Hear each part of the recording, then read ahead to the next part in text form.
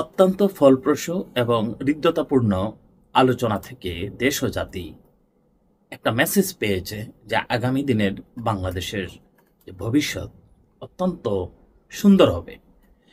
শুধু ভারতীয় আধিপত্যবাদের যে সব দোসররা রয়েছে তাদের শরীরে এক প্রকার জ্বালা ধরে গেছে। সুপ্রিয় দর্শক, তার কেন জ্বলছে সেই বিষয়টাই আমরা খুঁজে বের করি।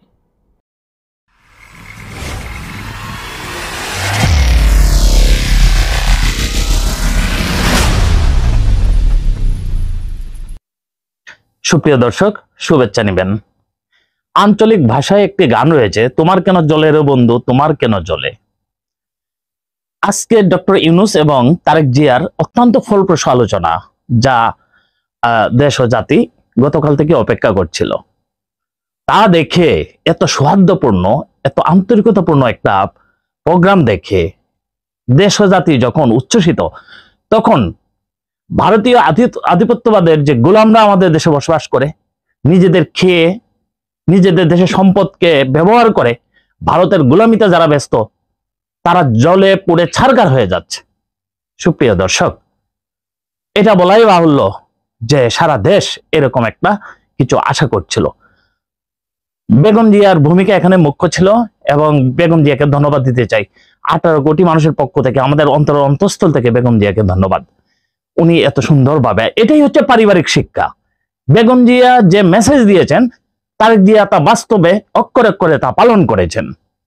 সুপ্রিয় দর্শক, এই সরকারের সাথে কোনো বিরোধ নয়। সরকার শান্তিপূর্ণভাবে যে বা যারাই ক্ষমতায় আসবে, আশাই করা যাচ্ছে একটা সর্ববৃহৎ দল হিসাবে বিএনপি ক্ষমতায় আসবে, তাদেরকে সেভাবেই ডক্টর ইউনূস মূল্যায়ন করেছেন। এখন কথা হচ্ছে, এই সফরকে কেন্দ্র করে কিছু পতিত দূষরদের কিছু কিছু মানুষ বলার চেষ্টা করছে এই সফর ব্যর্থ হয়েছে। ব্রিটিশ প্রধানমন্ত্রী কেন দেখা করলেন না? ব্রিটিশ প্রধানমন্ত্রীর এই যে দেখা করার যে বিষয়টা বা বাইলেটারাল যে মিটিংটা, এটা কিন্তু আলোচ্য সূচিতে ছিল বা তাদের এজেন্ডাতে ছিল, কিন্তু গতকাল সকালে যখন বাংলাদেশ সরকারের পক্ষ থেকে বলা হলো যে স্টারমার্কের সাথে দেখা হওয়ার পরে এই গরিব মেহনতি মানুষের যে টাকা, বিলিয়ন বিলিয়ন টাকা শেখ হাসিনা, শেখ রেহানা এবং টিউলিপ সিদ্দিকী এবং তাদের অন্যান্য মন্ত্রীরা এই দেশে এনে বিনিয়োগ করেছে, সেগুলি ফেরত দিতে হবে। এই প্রশ্নের উত্তরটা আসলে স্টারমার্কের কাছে ছিল না, এটা বুদ্ধ মহলের ধারণা। সারা পৃথিবীর সমস্ত পত্রিকা এটা নিয়ে লিখেছে যে এই প্রশ্নের আনসার তার কাছে ছিল না, যার দরুন সে নিজেকে রক্ষা করার জন্য হোক অথবা ব্রিটিশদের যে সেখানে ইনভেস্টেড মানিটাকে রিটার্ন না দেওয়ার জন্য সে কিন্তু এক প্রকার এড়িয়ে চলেছে। ডক্টর ইউনূসের সাথে দেখা হলে তার 3-4টা প্রশ্ন আনসার করতে হতো, আর এক কথায় না করে দিয়ে সে একটা প্রশ্নে আনসার করেছে। সুপ্রিয় দর্শক, এসব ছিল পতিত দূষরদের একটা খেলা। এতে করে কিন্তু স্টারমার্কের বেশ একটা লাভ হয়নি। কেন লাভ হয়নি? ডক্টর ইউনূস কাউকে ছেড়ে দেওয়ার পাত্র নয়। As he is global celebrity and he is very expert guy, so সে বিশ্ব পরিমণ্ডলে এটা নিয়ে যাবে এবং এই স্টারমার্ক যে ওনার সঙ্গে বাইলেটারাল বসে নাই এবং ওনার কাছে সহযোগিতা চাওয়ার একটা ইচ্ছা পোষণ করেছিল ডক্টর ইউনূস, যে টাকাটা রিটার্ন আনার জন্য উনি ইচ্ছা পোষণ করবেন। এই কথা শোনার পরেই ওরা কিন্তু বেঁকে চলে যায়। উনি কিন্তু ইন্টারন্যাশনাল এরিনায় এটা নিয়ে মামলা করবেন।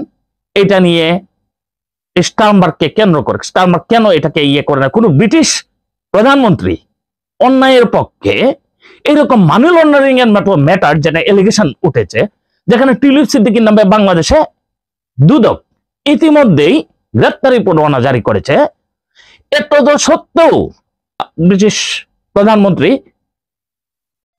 এরকম অস্বীকার করেছে।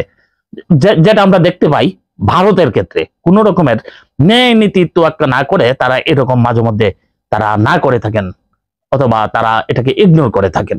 সুপ্রিয় দর্শক, আমরা অপেক্ষায় আছি এই স্টারমার্ককে এই টিউলিপ সিদ্দিকী কোন জায়গায় নিয়ে যায়।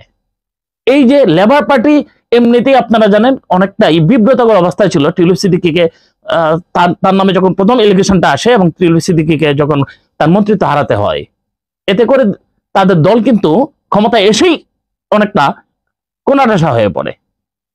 এবার কিন্তু আর শেষ রক্ষা হবে না। বুদ্ধামহলের ধারণা এটা স্টারমার্ককেও পুরাবে। এমনও হতে পারে এই কেলেঙ্কারি যদি প্রমাণিত হয়ে যায়, সে যে এই যে ডিফেন্ড করেছে এই জন্য তার প্রধানমন্ত্রিত্ব চলে যেতে পারে। সুপ্রিয় দর্শক, আমাদের দেশের জন্য যা অত্যন্ত ভালো সে কাজটি আমাদের নেতৃবৃন্দ করছেন। কি কেউ বলে থাকেন আমি ডক্টর ইউনূসের খুবই ভালো একজন সমর্থক, কথা কিন্তু সত্যি নয়।